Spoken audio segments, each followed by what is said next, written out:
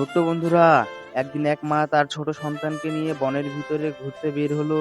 সবুজ গাছ, পাখির ডাক সবকিছুই ছিল সুন্দর। তো ঘুরতে ঘুরতে হঠাৎ সন্ধ্যা নেমে এলো।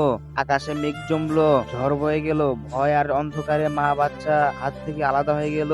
বাচ্চা একা বসে কাঁদতে লাগলো। তার কান্নার শব্দে শুনে দূর থেকে এক বিশাল হাতি বেরিয়ে এলো।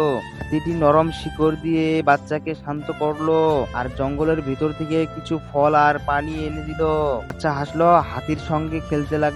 অবশেষে মা বনের পথ খুঁজে ফিরে এলো। সে দেখে তার সন্তানের পাশে দাঁড়িয়ে আছে এক বিশাল রক্ষাকর্তার মতো হাতি। মা হাতিকে সালাম জানালো আর বাচ্চার মুখে ফুটলো আনন্দের আলো।